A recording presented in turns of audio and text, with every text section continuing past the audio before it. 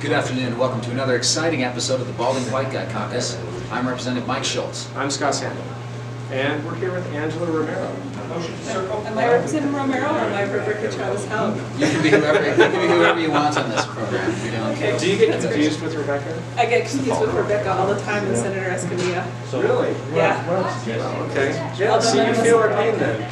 I understand your pain. You don't have to be a balding white guy to be confused with somebody No, you else. can be a brown woman in Utah. All brown women look the same. We thought We that's why obviously do. you would be the perfect foil for our program because you're not a balding, white, poor guy. I hope not. Well, we wanted to talk to you about a bill. Why don't you tell us what your most important piece of legislation is this session? My most important piece of legislation would be HB 200. And what that bill does is it mandates the processing of all sexual assault kits. Okay. These are the rape test kits, right? That's what we're Yes, discussing. yes. So have you run into some challenges with that? The challenges has been the fiscal note, and so they funded 1.2 million versus 2.4 million, but I think we can address that in future sessions. So that's about 50%. 50%. I'm getting pretty good at math here. Yeah. One thing I'm interested in this, as a member of the minority party, you have to pursue a different strategy when it comes to legislation. And so it might be interesting for you to talk about that, and specifically in the context of this bill, how that works for you. Yeah, a lot of people told me because I am a Democrat that I probably wouldn't be able to pass this bill or get the funding prioritized for it.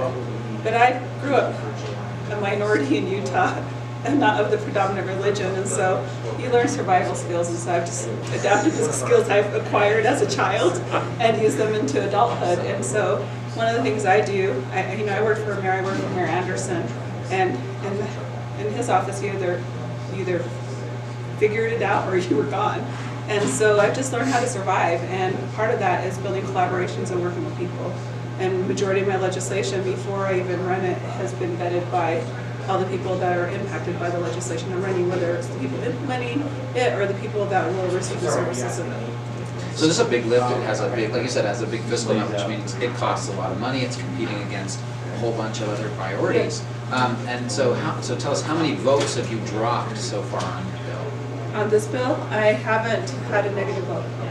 So all my bills this session have had no nay votes. Which I think really speaks again to the process that you use. It's the process, and it's about respecting colleagues. I think a lot of times people put an R or a D behind a person's name, and it should really not be about that. Democrats or Republicans, it should be about people. This bill is more about policy, right? I mean, it wasn't so much it wasn't a divisive, or it wasn't divided along party lines. You didn't have R's on one side and D's on the other. It was just good policy. It's good policy. That's how I see everything I run, so you guys can always vote for my bills. So other than What about concealed carry grams? No. So other than you have to survive a very tough environment, the Utah political environment, what's the best thing about being up here in the legislature for you? It's meeting people such as yourselves and forming friendships. Did you say meeting people like us, or meeting? Well, meeting, okay. being surrounded by the bald hair caucus, Sometimes you are surrounded by them, yes. I'm surrounded by a bunch of men here, and so I learn a lot. But I learn a lot from women as well. We learn a lot from women too. I hope you all learn a lot from me. And I like to harass them once in a while. Not in a bad way. Angela's favorite thing to yell at me is, "Why do you hate kids?" She'll yell from the back, "Why do you hate kids?" Ask him why does he hate poor people? Well, seriously, just why do you? No. No, seriously, I think what I've learned most from being up here and serving is that people may not share the same perspective, but that doesn't mean you can't respect each other as human beings. And I think a lot of times people have this perception of who we are and what we do, and they think that we all dislike each other because we don't share the same political ideology. But I'll tell you, one of the representatives I'm most close to is Representative Mike Noel, and when it comes to political ideology, we're on You guys are opposite ends of the But you know spectrum. what? He's helped me. He's helped push through some legislation that initially he wasn't sure about, but once we cultivated that friendship and he understood my perspective and where I was coming from, he's more willing to support what I do.